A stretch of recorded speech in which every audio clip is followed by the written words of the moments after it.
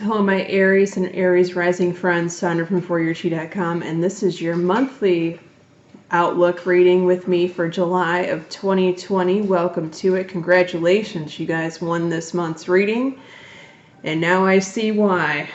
I don't think I've ever given anyone the message that I'm about to give you, and of course this message isn't for all of you in this way, but there is something going on with you in the relationship sector and a major thing happening in your 6th house. So there's a lot of activity here. Let's get to it. Your first house, you're feeling great right now. This is the Ace of Cups card. Your cup overrunneth. You could have met someone recently. You could be in love, or you could be in love with life. But either way, you're feeling good at the beginning of July. Or if you're watching this message in June, for the next couple of days, you're still feeling this energy, which is good. Try to hold on to that as much as possible. Now, your finances and possessions, you have emotional loss, which means there's something missing here. And you're going to work to fix that or correct it, okay? So when it comes to siblings, they have moving on, which is coming out of the darkness into the light. They're turning a corner. They're turning a new leaf. And if there was depression in the past, it's turning around. They're turning it around. That's good news also. Also, good news in your 4th house.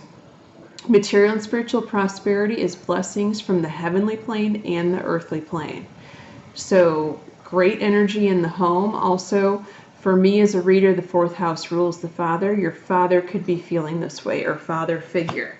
Now, here's where we get into the weird relationship part. You pulled the Death card in your 5th house, which certainly does rule lovers, boyfriends, girlfriends, stuff like that. Not the spouse, okay, but a lover.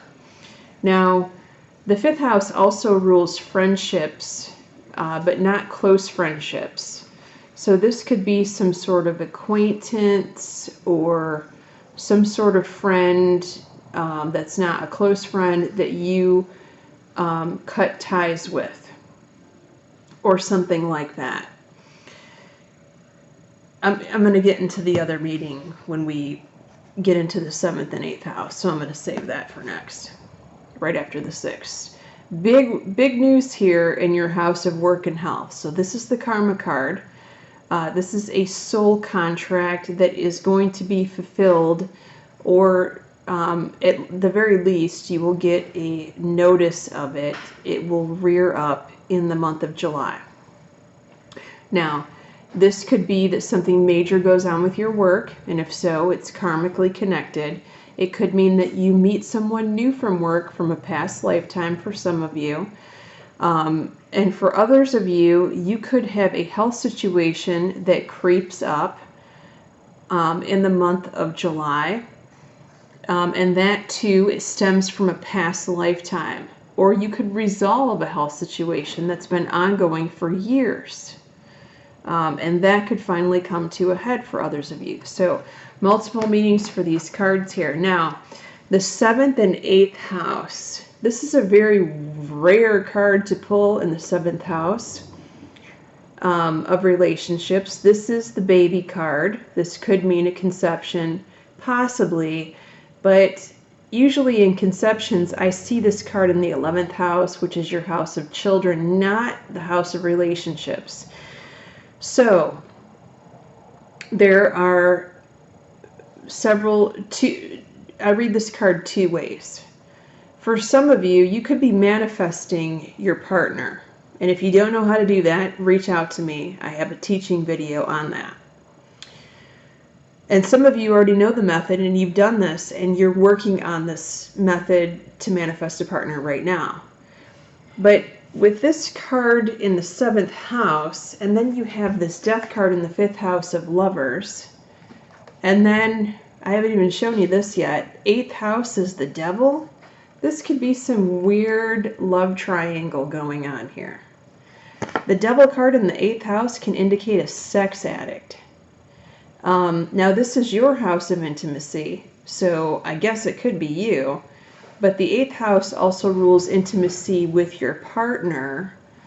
So if you've got this, if you have this longtime partner or marriage going on, and that person is a sex addict, then they could be getting someone else pregnant.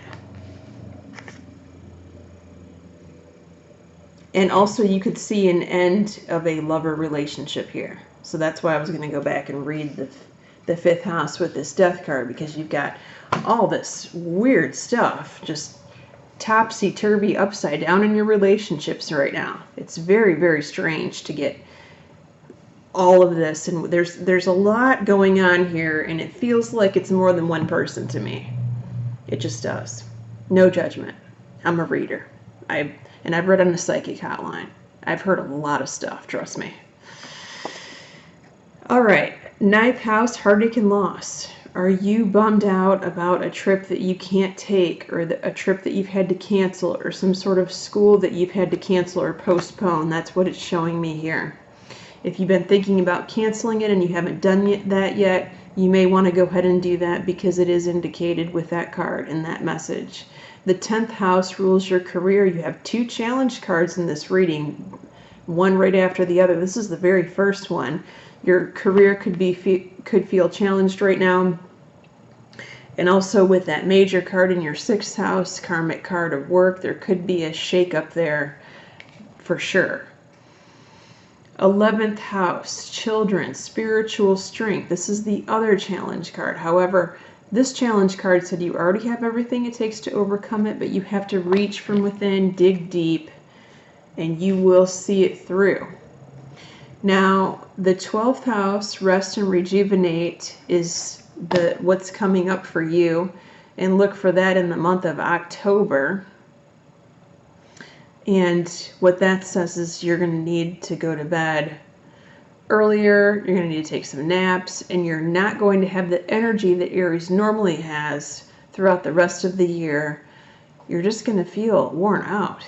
So you're going to need to take a break. Maybe take an R&R vacation. That's what you could do. You could postpone your vacation that you were supposed to go on in July and go in October instead. And you may change the destination, and there's nothing wrong with that. Okay, Aries, there's a lot to get through in the month of July, but if there's any sign that can do it, it's definitely you. Dig deep. Use your fire at appropriate times, right? Many blessings to you, my Aries friends.